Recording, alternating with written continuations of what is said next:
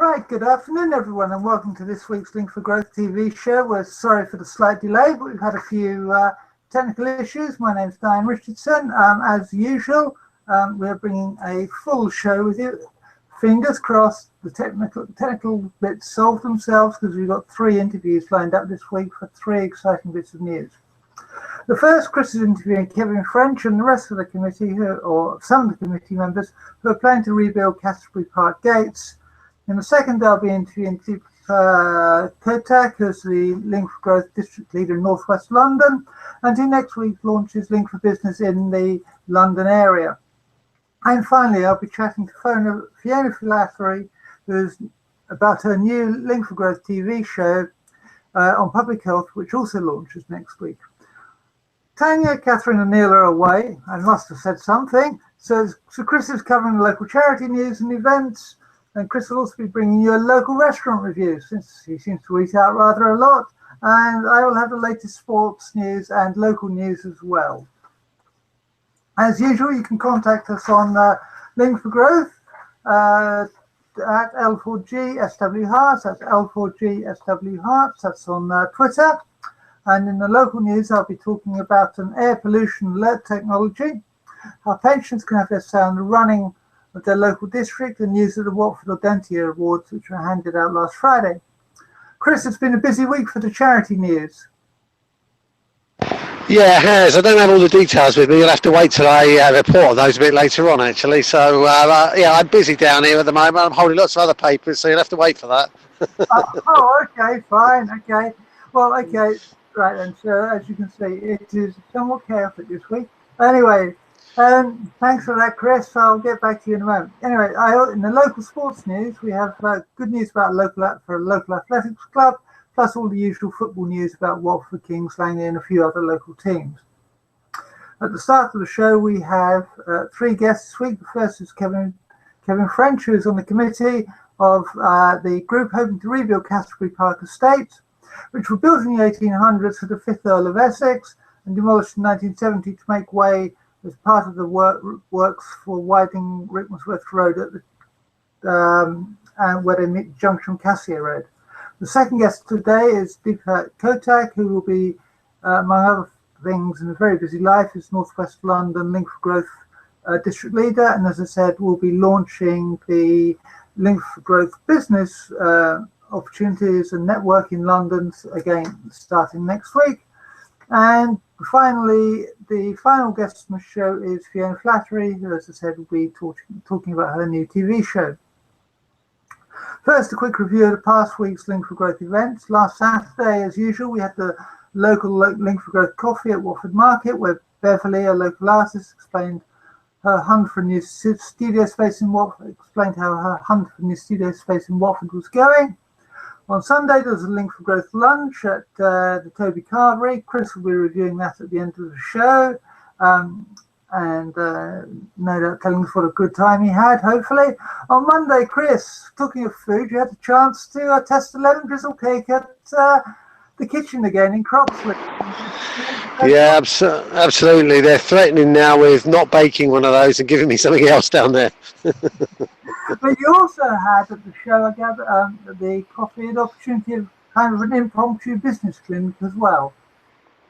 Yeah, I mean, it wasn't a massively busy event down there, but when you get situations like that, it's really handy because you can start to investigate in a little bit more detail challenges that people are having in their lives. So we had some quite good discussions on ways of growing the business and stuff like that for Linda down there in the kitchen. So it was a really, really good session. Good. And thanks, Chris. On Wednesday, we also had a coffee event at Wednesday at the Regis Building in Clarendon Road in Watford. And on Thursday, we also had a coffee that Catherine hosted at Mercure on the A41, Mercure Hotel on the A41. As I said, this week Chris is interviewing Kevin, and by the sounds of it, a whole committee of people, and about the Cassiobury Park Gates. Earlier in April this year, 2015, the Watford Observer reported that a petition they'd raised had already had over 1,000 signatures. So, Chris, over to you. Tell us more. Who have you got with you, and tell us a bit more about what they're hoping to do. Okay, right. So here I am down in. I'm going to put the camera on the front facing so you can see who I'm talking to and everything. So I'm actually down here at the front of Cassiobury Park, and you can see here Rickmansworth Road is in front of me, and there's the start of the park here. Pretty nondescript start to the park, as as we've been talking about here. And I've got with me some of the committee members. I've got Kevin here. Hi, Kevin. How do you do now? And I've got David, and Leslie. Right. So you're three of the committee involved in trying to put back the gates that were taken away from the people of Watford back in 1970. We had a great injustice in 1970 when they decided to widen Rickmansworth Road.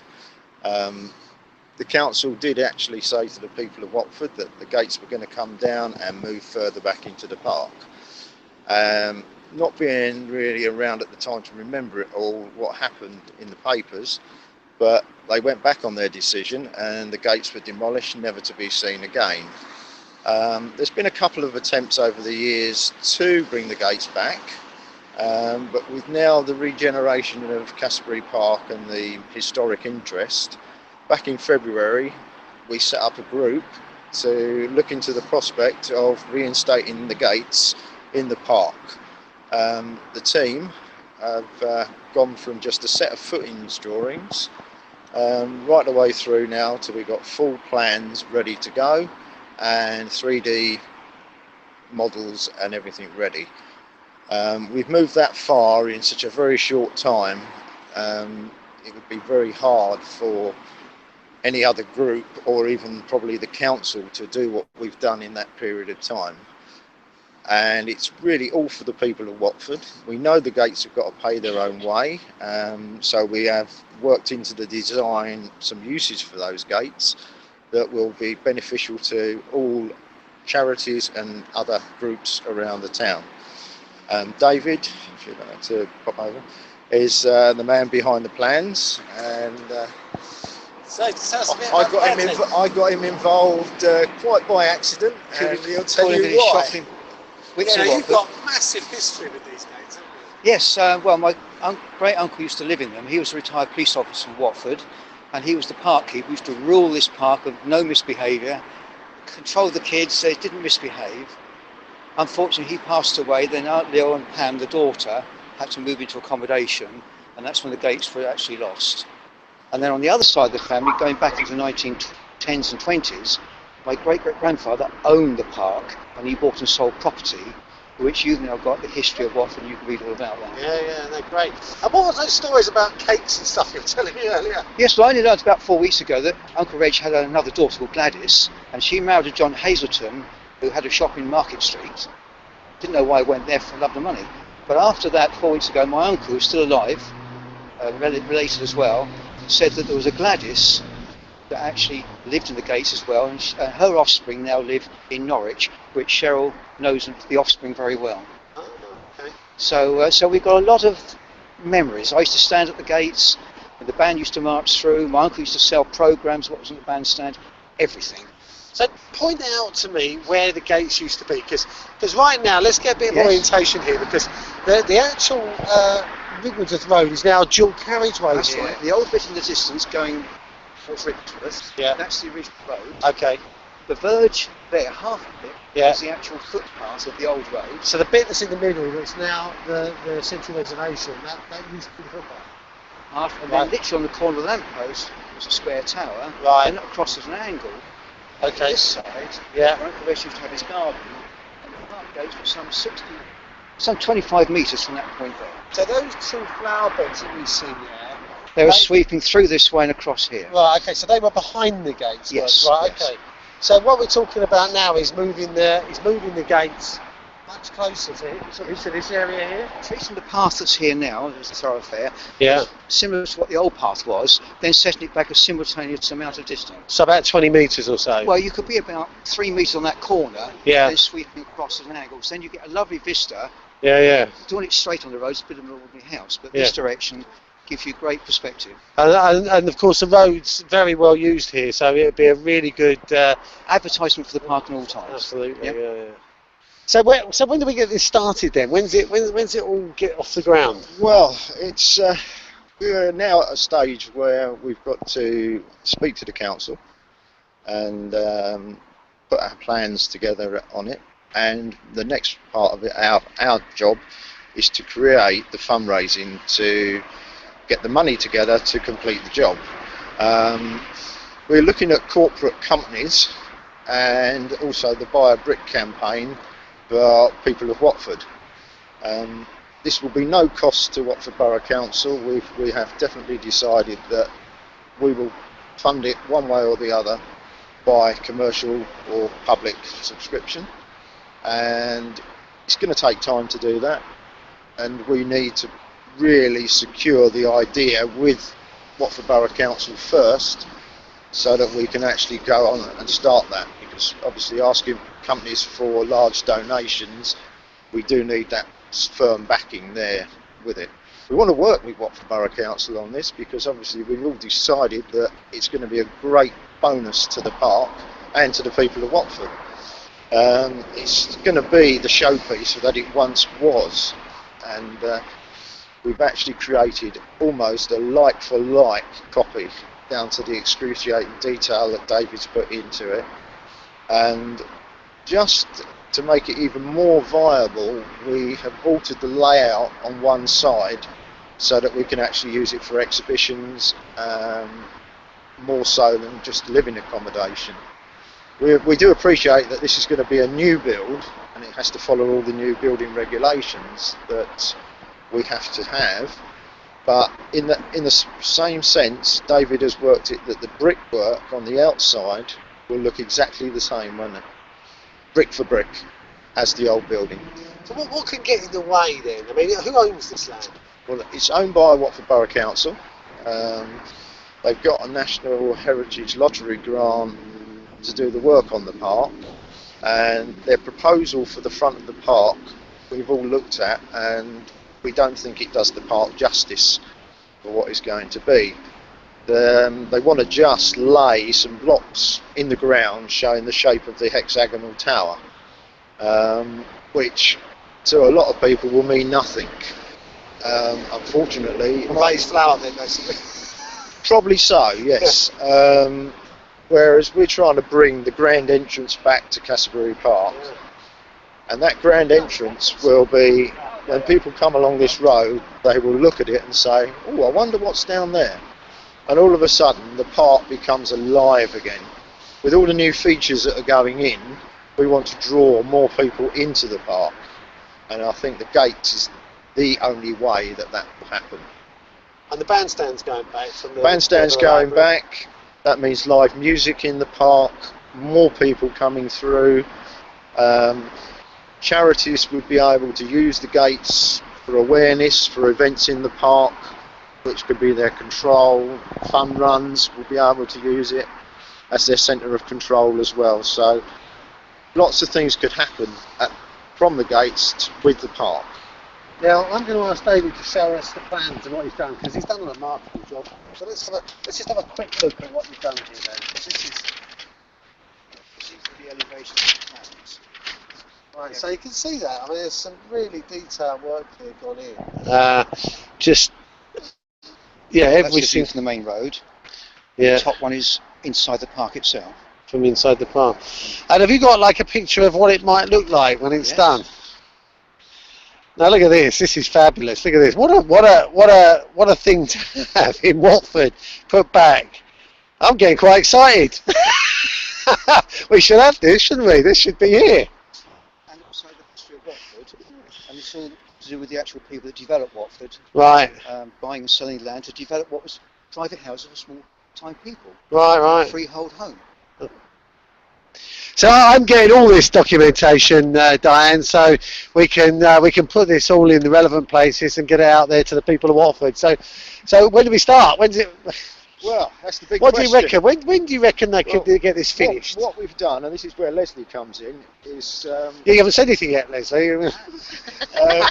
we've had a series of events, obviously at my Croxley car shows and things like that, where we've actually promoted it to the people of Watford. We've got a massive manual petition going, and also the online petition. But we've also now done a questionnaire asking people what they really want in it, and the questionnaire is going to be spread out quite a lot on that. And now Leslie has done the role of running the stands and talking to the people up front, and then relaying the information. What do people think then, Leslie? Well, they're all in agreement. We stand there with our petitions and our biros and our paperwork, and they sometimes actually queue up to come and sign our petitions. We can't get them through the books quick enough. Obviously, we're limited to the events that we can do, really. We like to stay basically featured in Watford, because that's the most important part. But we're having real great feedback. We've got an online petition as well, and we've got a manual petition that we all help to. There's not just me, there's various members. Petition. Where is it? Where can they sign? Is it on the Facebook It's page? online, it's on the Facebook page. It's on the Facebook page, which is Cassiobury Park Gates. It goes onto a .org petition site. We've got links on the site straight into it, and you can sign that and leave a comment on there. The group is an open public group, so anyone can actually go in and have a look. You need to join if you want to leave comments, but we're quite free to let as many people join and put their comments in, because we're looking at what the people of Watford want and what they remember, what they want from them. They can criticise what we're doing. They can say that, you know, we don't like this or we do like this.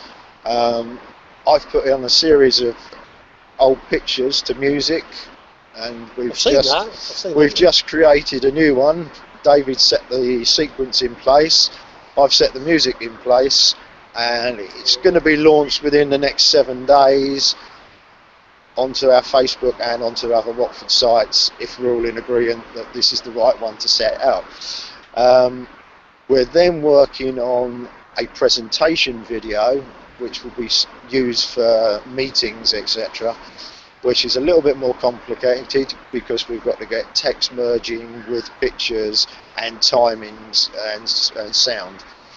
Not quite my forte, but we're looking at it. We're going to. Les Mead might be your man. Les Mead. Do you know Les Mead? Yeah, well, I know Les. He's done quite a few films for me at Croxley over the years.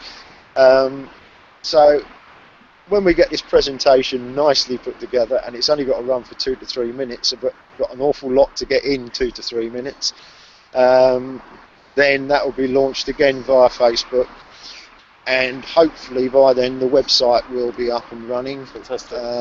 Which will have more permanent information on it for it. So we are pushing ahead, but we don't want to run before we can walk. Yeah, I understand. You know, this is a big project for, is it about 12 people now, isn't it, really? It's a big project to start on. Fortunately, we have a builder lined up, and as you probably realise, I work for Wicks. I have good connections with an awful lot of tradesmen. So our actual package, when we put it together, will be the best of doing whatever they do. So the finished product will be top notch. Fabulous. We know that. And people can buy a t-shirt. I see you've got a t-shirt on there. Look at that. Buy t-shirts, yes. We have mugs, t-shirts.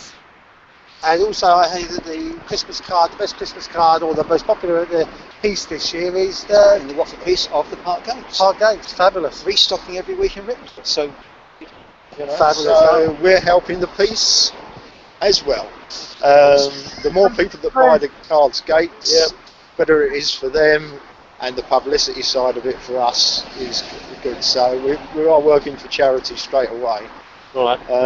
I'm going to have to wrap it up because she's badgering me now. But like, thanks ever so much for coming down here and talking to us. We'll get this up. It'll be up on Facebook. It'll be up on Google Plus as well. So Thanks for having us. fantastic stuff. And I wish you all didn't the want to best. say anything. I was just going to be standing there. She's doing what right. you said. Right. Okay. Very briefly, very brief. Thanks, Dan. What did you want to say? When do they think the whole project is going to be completed? When are they aiming for? And when you bring the information back, if you bring it back as a JPEG and everything, we can just put it up on the Google Plus page for them. Okay. Okay, she just said to me, when do you think, if it went according to plan, when do you think it would be finished? We'll get the plans into council. Yeah. That takes 2 months. And then building permissions to build. So it's a timescale we can't change because we're limited by council. But but if they said yes and they said, yeah, off you go, how long would it take to actually construct and get it open? Well, it'd be about a year's work. A year's work. So we're going to put 2 years here on the. Right, okay. Well, what's your...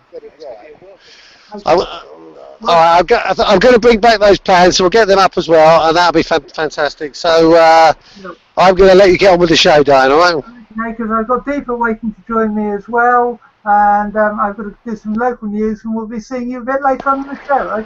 Okay, cheers for now. Okay, cheers for that. Okay, so in local news, Three Rivers District Council have launched an AirTech service within the district. This is a free air pollution forecasting and alert system to Greater London and the neighbouring councils. The health effects of air pollution are significant. Elevated levels of pollution and or long-term exposure can lead to serious symptoms and conditions affecting everyone's health, and even those who do not suffer from pre-existing medical conditions. The service can help at-risk individuals make informed decisions about when to stay out, go in, that sort of thing, and it's all free via an app on the mobile service. And you can find out more about air pollution, UV levels, pollen, and temperature forecasts. And these can be received, as I said, through SMS messages, email, or voicemail via an app. And you can get more information from Three Rivers District Council website about how you can get this. The other thing that Three Rivers are doing is if you're a pensioner, you have a chance to have a say on how the district will be run. It's welcoming pensioner residents to Pensioners Forum on the 23rd of October from 2 to 4 in the Pen Chamber at Three Rivers House, which is Rickmansworth. Pen Chamber is actually the main council chamber down there, I understand. And on the agenda will be Age UK. Herts will be providing information and advice on pensioners and claiming benefits and entitlements. In addition, a representative from Herts Older People and Physical Disabilities team will be there to give advice on care services for older people and for people with physical disabilities.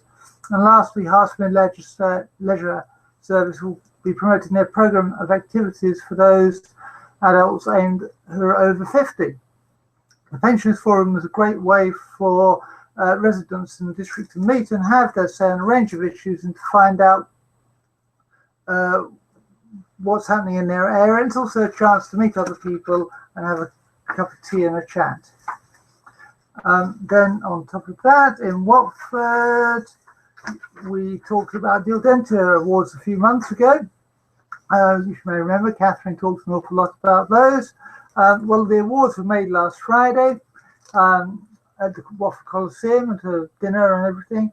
Denise Andrews received the Mayor's Award for her work contributing to the Watford community as Chairman of Garston Women's Guild, 3 times President of Watford Lions Club and Secretary of Watford Breathe Easy Group.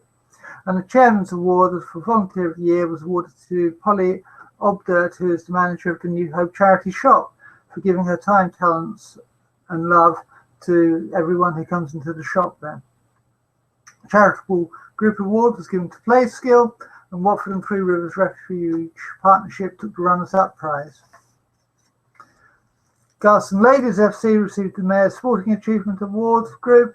It's one of the biggest ladies football teams here in the UK, and they have 340 players. And during the last season, they raised just over £1,000 for Mencap. And finally, the Special Achievement Award went to Gelly White, who's spreading the word about the great culture and arts events that are going on here in Watford through the Watford Area Arts Forum magazine. Watford Council are also asking, are you still entitled to your single-person council tax discount?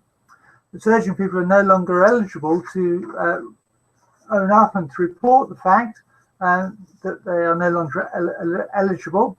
Last year they did a similar check, and out of 2,165 people who were claiming single person discount, they discovered that 598 were no longer entitled to that discount.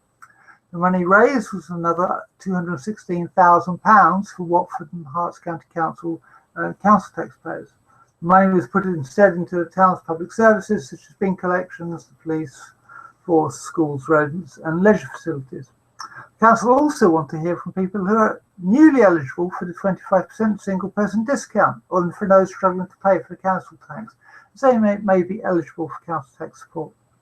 Anyone who needs to change their council tax status is asked to notify the council by emailing counciltax@watford.gov.uk. We'll put that link up at the end and include the date they stopped or started living alone and their council tax reference number in an email. Failure to do so can result in £10 to £75 apparently, which I hadn't realised. And the other thing is, of course, it's time for the leaves to fall. And this year we have, or last year rather, Fiona, Watford Borough Council's waste partner, collected around 617 tonnes of leaves and litter last autumn in Watford alone. That's equivalent in weight to almost 49 of the new London Route Master buses. It's expected the same amount will be collected again this year. Watford residents can gather their leaves that fall from the trees around their homes and put them in their green lidded compost bins for food and garden waste, ready for Viola to collect. It's then taken to the West London composting station, where it's composted down and the compost is used by local farmers. And as I hinted earlier on in the show, we have Dipa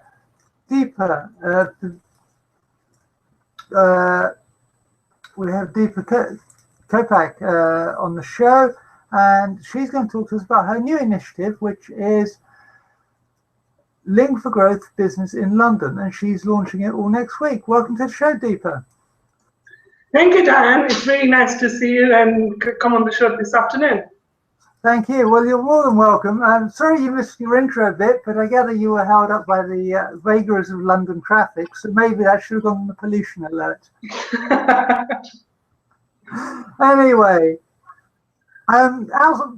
let's just talk a little bit about what you do outside of Link for Growth, because I know that you do all sorts of things outside of Link for Growth, but not people who are watching might not. But you do an awful lot in social media, don't you? Yes, I help with small businesses with a social media strategy, and that's just small business and charities, because I feel that that's where the niche is at the moment. There is quite a lot of need for that. But my background is accounting, so I still work with a couple of clients doing their bookkeeping and accounting, and I'm a trainer for Sage, QuickBooks, Cashflow, and Zero Accounts. So, and that's outside Link for Growth. So keeping me busy. It's a very area of work, and I enjoy it. Oh, that's fabulous. And the good thing is, it also means that you've got a great network of people to work with for both Link for Growth and Link for Business. That's right, yes. And it's really interesting because all my work comes through the network, and, services that I don't provide, I find somebody else. And what I need, I get it from the network. So it's really great. Okay. Well, I think when we first met, you were the district leader for Northwest London, Link for Growth Northwest London.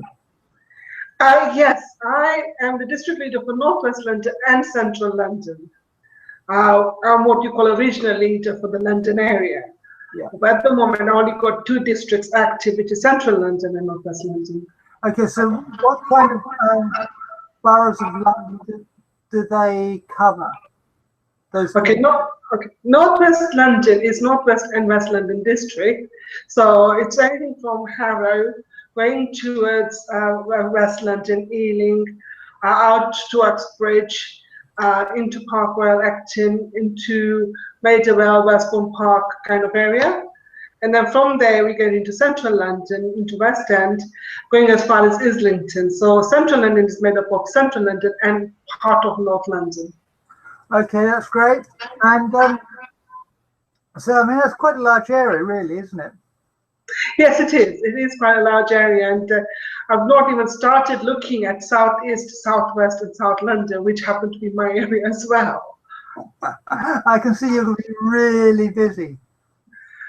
Keeping busy, yes, but I'm enjoying every moment of it. Like I was still telling somebody this morning at the coffee in Kenton, that because every single day is different, I actually enjoy it. And my life is run by my Google Calendar, but then I feel the busier I get, the more organized I get. Okay, that's fabulous. And what's the biggest challenge you found running a district, either Northwest London or Central London, or indeed the London districts? So what's the challenge, did you say? Does it change? Yes, what's the greatest challenge? Because people are used to the traditional business networking, I found that running the district and trying to run community networking events initially, I had a lot of resistance. And now that people understand the concept of rebuilding communities, it's becoming easier. But to get people involved and putting the message out is the biggest challenge. Once they get to you and they are at an event, it's easy to talk to them. But it's actually getting people there because they cannot differentiate between the traditional business networking, or what we call, and what we're doing right now. Link for Growth is very unique that way, you see. And we really need to get as many people to talk about it, because that's the challenge. You need a good team behind you. Okay. And building the team is a challenge. Okay. Before we come on to Link for Business, the Northwest London and Central London hold regular events like any other district? Yes, there are. In Northwest London, we have Ruislip Coffee, Kenton Coffee, which is in Harrow, Uxbridge, Ealing. We have a CSR lunch in Islington. Then we have a coffee in Islington. And we've just launched this month Pinot Coffee. We used to run a Pinot Coffee a couple of years ago, but the coffee place closed down. So we've just relaunched it this month. So in total, we've got about 9 events in London at the moment. Okay, that's great. And next week, as I said, which one of the reasons why we invited you on this week is you're launching Link for Business in London. I mean, back in mid-August time, we interviewed Asif Raymar, who told us a lot about what Link for Business was all about and how it was different. Of course, he was speaking prior to the first event, and now it's kind of up and running and everything. So maybe you could give us your take on what Link for Business is, and just refresh everyone's memory about what it is in general, what it aims to do. Okay. Link for Business, we decided to launch Link for Business initially because we found that the businesses in the community, the small businesses in the community, actually missed the structured business networking. But I would say Link for Business is not just another business networking event. It's more evolved business networking where local businesses come together, supporting each other, helping each other, sharing experience, so they're making everyone successful. So it's about boosting the local economy, helping the local businesses, and keeping the business within the local community. I went to the first meeting in Arundel last month, not the launch, but the month after, and I learned quite a lot from there because I'd spoken to Asif and to Chris, but did not really have the full picture. And it's really good the way it's all been set up, because you have an education slot where you have speakers there, you have an open networking session. It's so relaxed, yet it's structured. I know a few people who don't like getting up and doing their sales pitch or whatever you call it. But with Link for Business, you don't have to do that. It's good if you tell us more about yourself, because it helps other people understand what you do. But it's the relaxed but the structured nature of Link for Business. And because business owners are 30% and the most important 30% of the community, I think there was a gap in the market at that time. So Link for Business will now actually close that gap. Okay. And you've got your first event next week, I gather. Yes, I'll have my first event next week in Ruislip, and I'm so excited. I've got a number of people booked in. In fact, while I was driving here, I found, I can't resist. I looked at my email very quickly while stuck in traffic, and I've got 2 more people booked in because I was talking about it this morning.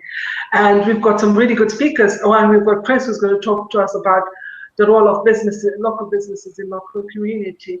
But there is one of my team members, Supana Da, who is going to be talking about tips on confidence when networking and for small businesses. So I think that's going to be a very interesting talk. No, I agree. And this is what, Tuesday morning, isn't it? Yes, it is. It's 8:30 to 10. Yeah. At the Orchard, the Beefeater in Ruislip. Ample free parking, lovely breakfast, nice atmosphere, very good ambience there. So it's going to be fun. Okay, well, it sounds like a lot of fun. I know I'm hoping to get along and take a few snaps because that's kind of my role, I think, within Link for Growth is but I need to try and clear one or two other bits out of the way first. But I hope to be there. And well, many thanks for coming on and telling us about Link for Business. No doubt we'll hear from you, later in the year or the early part of next year, what a great success it's been and how you sort of got 5 networking meetings a week and all the rest of it for Link for Business. And we wish you well. Yeah. Thank you. Thank you so much, Diane. That's okay. Thank you. Okay. Okay. And now the sports news. Neal's away, so I'm filling in, which is kind of what often happens. Firstly, the good news is that the local community focused athletics club, Watford Harriers, have been awarded a sought-after accolade by Sports England. These accolades are very difficult to win, apparently. They're very sought after. They're not handed out at all easily. The Harriers are based at Bushymead School and have been named East Regional Satellite Club of the Year. The dedicated coaches of the club, along with the school's support, have attracted over 100 young people, both able and disabled, many of whom have not previously taken part in athletics. So well done to them. It may have been an off week for the games for Watford, but it's still been a busy week for their management and staff. Watford have been charged by the FA for the conduct of their players in last week's 1-1 draw at Bournemouth, which Neal correctly predicted. And the events happened led to the charge after Bournemouth were awarded their 4th penalty in 3 games against Watford at Bournemouth. As you probably read, the Watford goalkeeper saved the penalty and ensured the game ended 1-1. Apparently Watford didn't play that well, but still did quite well to come away with a draw and could have perhaps possibly won it even. It's been reported that the players who stayed behind, whilst some of their colleagues are away on international duty, have been given an extra hard training this week to boost their fitness for the rest of the season. The other news concerning Watford is that their home Premier League matches against Liverpool and Manchester City have both been selected for live TV coverage by Sky Sports. So Liverpool's visit to Watford has now been moved from Saturday the 19th of December to Sunday the 20th and will kick off at 1:30. And the kick-off time for Watford's home match with Manchester City on Saturday the 2nd of January has changed from 3 to 5:30 p.m. As I said, both games will be covered by Sky Sports. Already due to be broadcast are the Watford's home games with Arsenal, which starts on the 17th of October, which starts at 5:30, appearing on Sky, and BT Sports will be making their first trip to Vicarage Road for the game Watford versus Manchester United, where the kick-off on the 21st of November, where the kick-off will be 12:45. Kings Langley didn't have a game last week, and this week they're at home to Aylesbury. Aylesbury United kicking off at 3 o'clock. It should be a good game. Obviously, Kings Langley are hoping to win at home after their last home game was the 1-1 draw with Diamond and Rushton, which ended in his on-field dispute and the referee abandoning the game during injury time in the second half. Talking of local clubs like Kings Langley, a lot of local football clubs are appealing for your support tomorrow as Watford aren't playing. Games include Boreham Wood versus Welling United, which is, I believe, in the one league below, from what Neal tells me, it's one league below the Football League, so it's quite a high standard of football still. Hemel Hempstead are playing Sutton United. Oxley Jets are playing Colney Heath. As I say, Kings Langley are playing Aylesbury United. Harefield United are playing Bedford. Chesham United are playing Northleigh, and Berkhamsted are playing at Wembley. And of course, Sun Sports are also playing. Further details about all these games and any other local games in your area can be found at www.nonleagueday.co.uk. That's www.nonleagueday.co.uk on their website. At this point, I was hoping to introduce Fiona Flaherty and talking about her new TV show, but Fiona has unfortunately just had a digger put its bucket through her internet and broadband connection, so she's been disconnected, unfortunately. So I'm afraid the proposed interview with Fiona is not going to happen this week. It will have to happen in next week or the week after. We can perhaps then catch up about what's happened with the first 1 or 2 shows.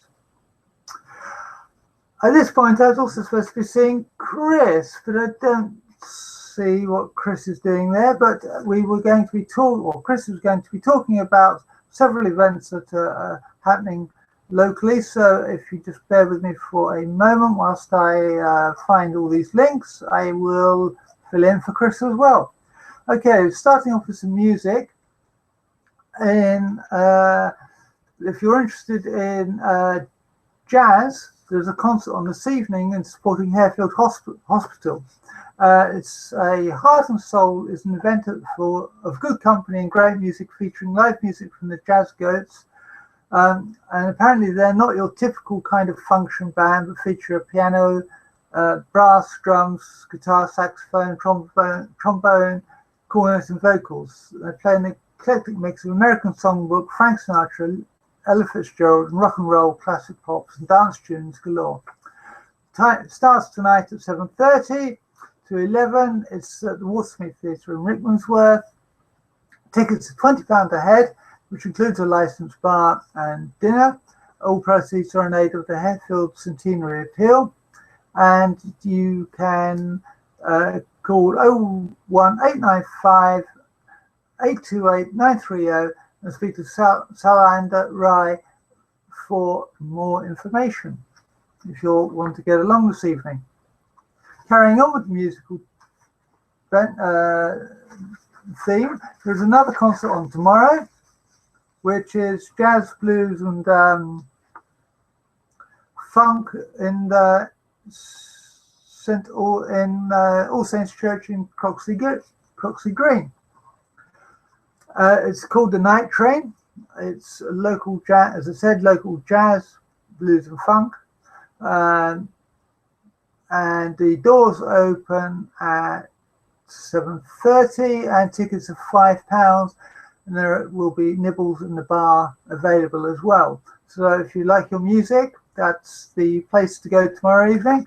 You can get more details from events at croxleygreenallsaints.org. That's by emailing events at croxleygreenallsaints.org. Hey, Chris. Hello, I'm back. So I'm currently filling in for you. You may or may not have heard, but Digger has apparently put its bucket through Fiona's internet connection, so she's not available. And we've had a nice chat with Dipa, so I'm now filling in about the music bits. So once you get sorted out, I'll talk about the concert in Abbots Langley that's happening on Sunday, and then you can pick up from there, okay? Okay, so what do you want me to talk about, Abbots Langley? No, I'm going to talk about that, and you're going to start talking about the Croxley book sale. Am I? Well, I'm going to hang on a minute before I. Can you Right. just mention what you're doing? I'll come on to the book sale in a minute. Right. Okay. Okay. Then on Sunday evening, there's a concert in Abbots Langley with the new Rope String Band. Once seen, never forgotten. It says here. I've done a fusion of superb musicianship and side-splitting comic genius. The new Rope String Band are truly unique entertainers. Elements of circus, clowning, vaudeville, slapstick, and sheer inspired silliness are spiced all with beautiful acoustic music from various world traditions. The event is happening at the Abbots Langley Community Centre, which is on Gallows Hills Lane, Abbots Langley. The entrance is £10 and includes tea, coffee and cakes in the interval, and the concert starts at 3 p.m. and goes on to 5:15. Again, if you want more details, you can get them by emailing inquiries to alconcerts@gmail.com. That's alconcerts@gmail.com, or call Tim on 01923 264 536. That's 01923 264 536, and asking for Tim or Leslie, who can give you all the details you need to know if that type of music sounds like your type of thing. Chris, presumably, Diane, we're going to be putting all these links on the thread afterwards, are we? Yes, we will be, Chris. All right. Well, this book sale, yeah. Now, I didn't know about this, but this book sale's on Saturday, which is tomorrow. It's in the Croxley Green Baptist Church at Baldwin's Lane. It's 8:30 start, which seems incredibly early for a book sale. Anyway, 8:30 a.m. goes on till 2:30 in the afternoon. Tea and cakes going on down there. All proceeds in going to Christian Aid. So if you like your books, this is the annual book sale in Croxley. Okay, and if visual arts is more your thing, you can do some landscape. Learn how to do some landscape painting and drawing on Saturday, I believe. Yeah. Now I'm just loading this up. So it's a real musical and arty sort of weekend going on at the moment, isn't it? We've got that might reflect your editor's bent. Sorry? That might reflect your editor's bent. Yeah, creative retreat. So this is a retreat actually. So it's only on Saturday, but comprises of a couple of hours tuition on sketching techniques and working with nature. So if you fancy a few hours of getting in touch with nature and doing a bit of sketching, this could be your thing. Capture the moment and mood of the landscape with broader mark making and locating perspective. So a light lunch is also included, and you can roam around the grounds. And it's at Reveille Lodge in Bushy Heath. And you also get to have some homemade cream tea as well, by the looks of it. £50 per person, £45 concessions. That's on tomorrow. It doesn't say what time it starts.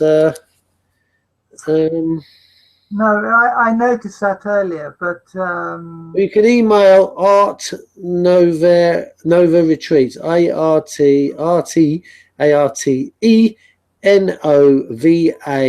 retreats @gmail.com. So that, anyway, it's tomorrow. So if you're interested in that, you better go on their website, which is www.arte-nova.weebly.com.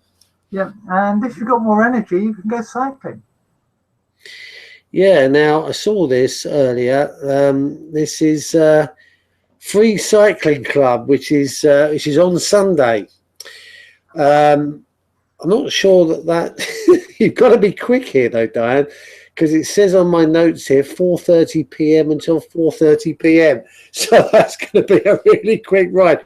I suspect it's 2:30 to 4:30 actually, but I'm not sure about that. Anyway, it starts at Asda, and you're off down some side roads and stuff. So yeah, I'm not sure about that, but it's at Asda. There's probably some more news at Asda itself, I would think. Yes, and of course you can phone them 07469 353 013 for more information. Yeah. So they can perhaps query your or confirm the fact, it's either departing at 4:30 or. I think you'll be back at 4:30, so you'd be best going before that, I would have thought. I would have thought so as well. Okay, well, Thanks for that, Chris. More from you a bit later. This week's Link for Growth's events include a coffee at Watford Market tomorrow, where Chris is going to be talking about Link for Growth and asking any questions. So if anyone's got any questions, they can just call in and see Chris in the food area of the market between 10 and 11:30. On Sunday, Yellow Comedy, who we support and help publicise their calls on a regular basis.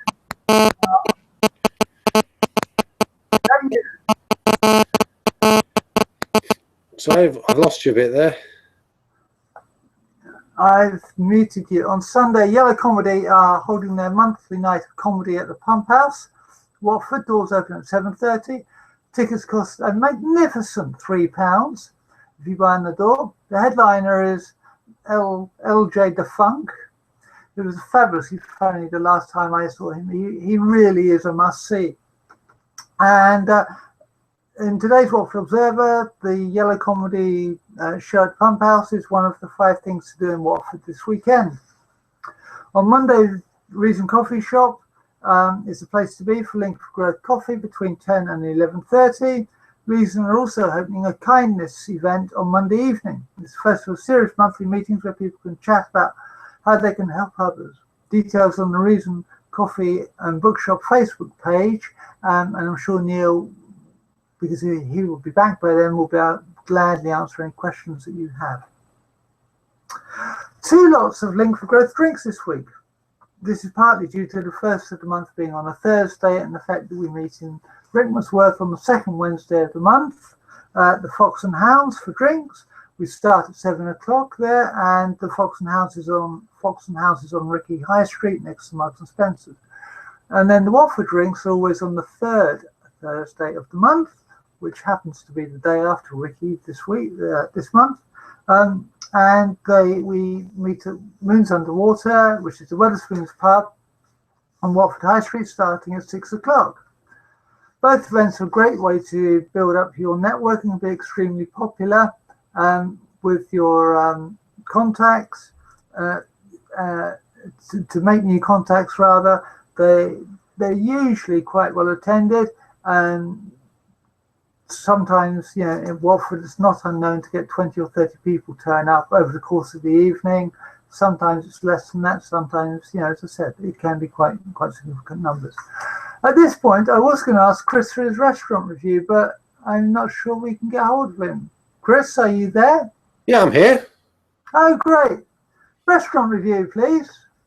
Well, yeah, I'm gonna just give a little bit of a shout out for the Toby Inn, actually, down in Aldenham there, because we went down there for our Sunday lunch last week. Now, it's a carvery, the Toby Inn, and I'll tell you a little story about it later on. But anyway, we went down there. Good opportunity to take your mum out, actually. So I took my mum down there for a spot of lunch, and so did Jean Flower take her mum, so that was quite good. And the food there, I mean, it's absolutely rammed down there. Now, it's good value for money. It's a £10, or £9.90 something, or £9.80. But you can have a really good roast dinner down there, and to be honest, if you're cooking a meal for yourself, you'd be hard pushed to make something for the equivalent value, really. So really good food. I had a slice of every meat. So there was pork, there was turkey, and then there was beef, and good, nice, thick slices. And I had some pork scratching as well, pork fat, and the full complement of vegetables. Plate was absolutely rammed, and all for £10. So really good value. Food was hot. The food was nice. It was. But just very, very busy. So if you want to go down there, they do. Sorry about that. We've got the phone going on here. $3.99. They do all-you-can-eat breakfast down there. So if you really want to go for it, you could go down there for an early breakfast and stay around for lunch. Now, the story I was going to tell you was that I left my jacket there. Right now, people know what I do. In my jacket, I normally have my mobile phone, and I left my jacket down there, and I just thought to myself, well, there's nothing in it of any value, my jacket, just a few bits of paper and stuff. And I left it there, rang up when I got back, and they said, yeah, we've got it, put it to one side.